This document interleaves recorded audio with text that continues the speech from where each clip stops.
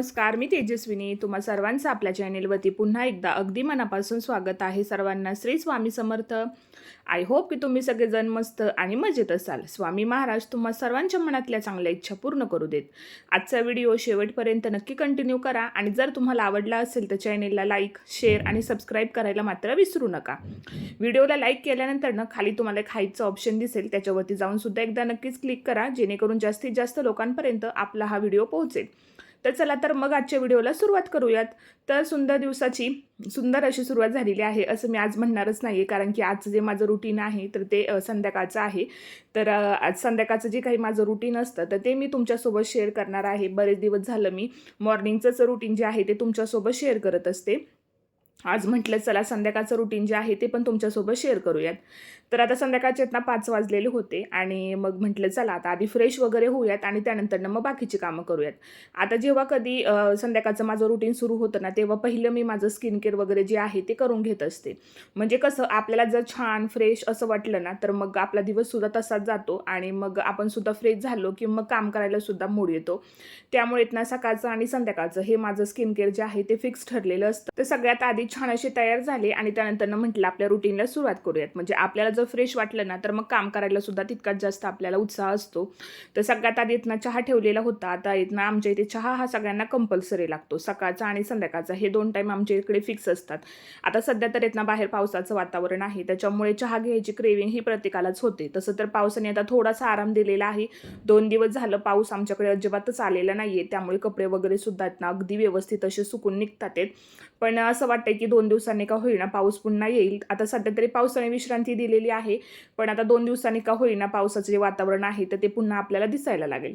आता 5 वाजले की मग पहिल्यांदा सगळी घरं वगैरे जी आहे ती झाडून घेत असते, कारण की सकाळी एकदा झाडू मारला की त्यानंतर झाडू वगैरे मारणं काही होत नाही घरामध्ये. त्यामुळे मग संध्याकाळी दिवाबत्ती लावण्याच्या अगोदर मी झाडू एकदा मारून घेत असते, त्यानंतरच मग दिवाबत्ती जी आहे ते करत असते. आता ही पहिल्यापासूनची सवय आहे.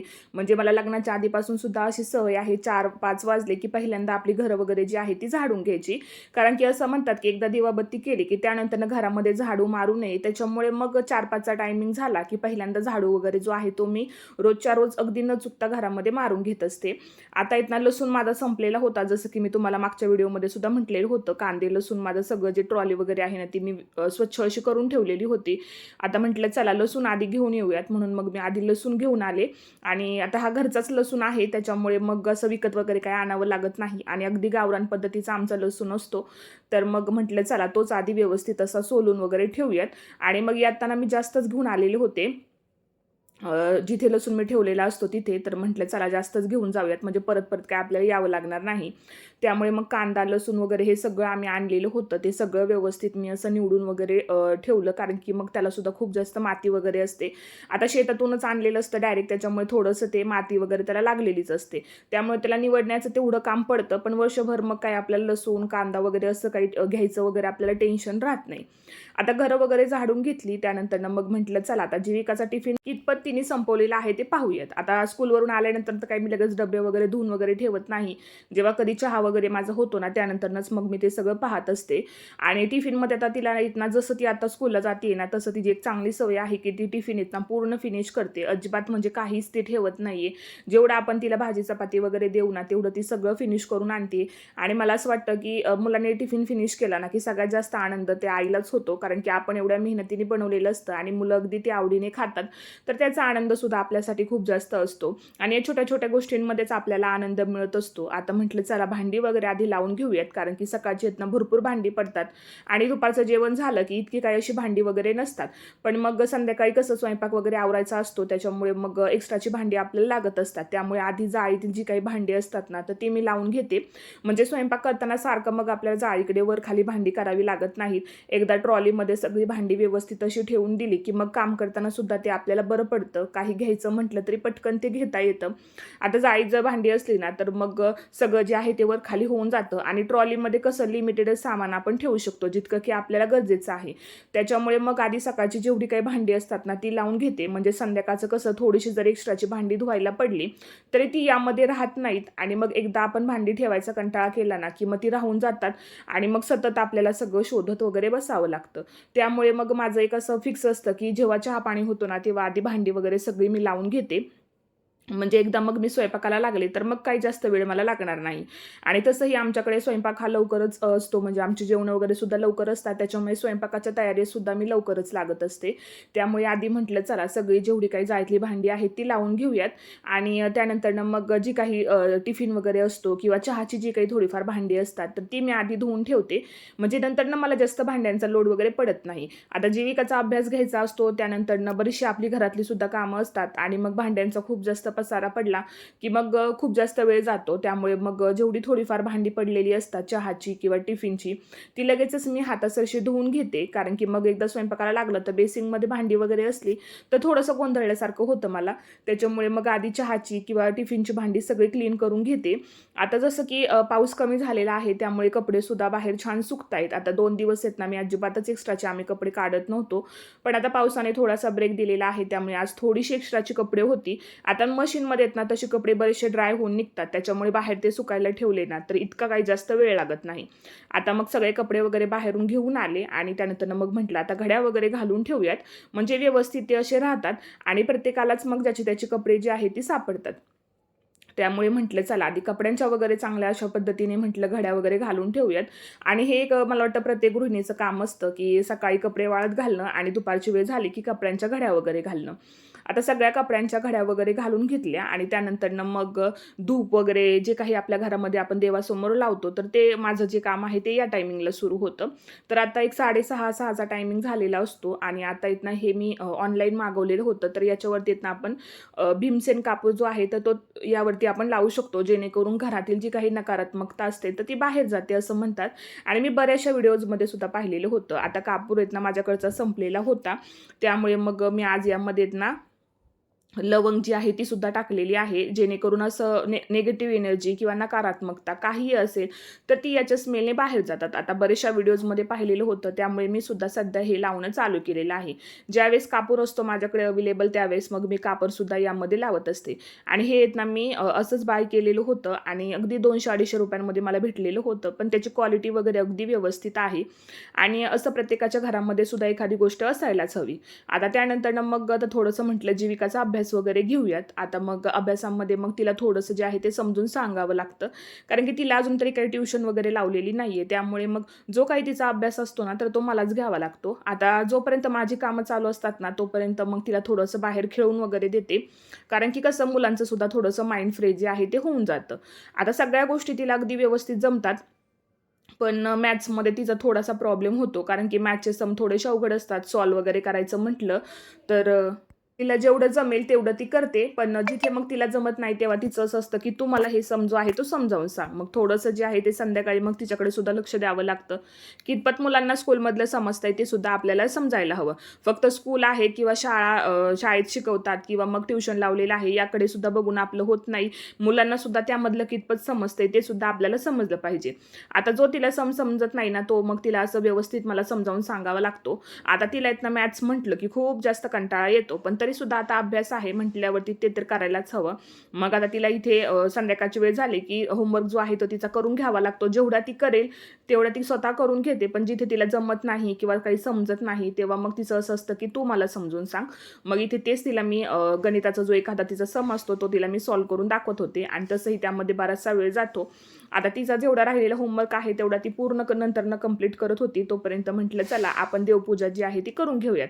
आता तसं तर देवपूजा सकाळी झालेली असते, पण देवासमोर दिवा, अगरबत्ती, धूप हे आपलं जे आहे ते संध्याकाळचं रुटीन असतं, जेणेकरून घरामध्ये आपलं पॉझिटिव्ह वातावरण तयार व्हावं. जेव्हा देवासमोर आपण धूप लावतो, अगरबत्ती लावतो, तेव्हा आपोआपच तो सुगंध जो आहे तो आपल्या पूर्ण घरामध्ये दरवळत असतो आणि त्याने आपल्या घरातील एक वातावरण जे आहे ते सुद्धा छान असं प्रसन्न होऊन जातं. आता संध्याकाळची दिवाबत्ती करणं हे कंपल्सरी आपलं सगळ्यांचंच मला असं वाटतं की संध्याकाळचं रुटीन असतं. आणि मला असं वाटतं की देवासमोर दिवा लावताना किंवा देवासमोर प्रार्थना करताना देवाने आपल्याला जेवढं काही दिलेलं आहे ना तर त्याचेच आपण आभार मानले पाहिजेत, की देवाने आपल्याला इतकं चांगलं आयुष्य दिलेलं आहे. आणि प्रत्येकाचंच आयुष्य हे खरंच खूप चांगलं असतं, पण आपल्या तक्रारी मात्र काही संपत नाही. त्यामुळे मला असं वाटतं, की देवाचे आभारसुद्धा आपण मानले पाहिजेत. फक्त देवाकडे सगळं मागून होत नाही. देवाने जेवढं काही आपल्याला दिले त्याच्यासाठी सुद्धा आपण देवाचे जे आहे ते आभार मानले पाहिजेत. तर आता सगळं काम आवरल्यानंतर म्हटलं चला आता स्वयंपाकाच्या तयारीला लागूयात. आता सकाळचा स्वयंपाक माझा थोडाफार शिल्लक राहिला ना, तर मग संध्याकाळी मी जास्त काही बनवत नाही. थोडंफार एखादी भाजी वगैरे किंवा भाकरी, भात असं साधं सिंपल आमचं जेवण असतं. तर आता मग एखादी भाजी शिल्लक राहिली तर मग मी एखादी भाजीच बनवते. जास्त काही स्वयंपाक वगैरे बनवत नाही. पण 2 भाज्या आमच्याकडे कंपल्सरी लागतात. एक रस्सा भाजी आणि एक सुकी भाजी. तर म्हटलं चला आता ते जे आहे त्या म्हटलं आता आपण बघूया स्वयंपाकामध्ये काय आहे, काय नाही असं सगळं. आणि संध्याकाळचं तसंही आमचं जेवण जे आहे ते लवकरच असतं.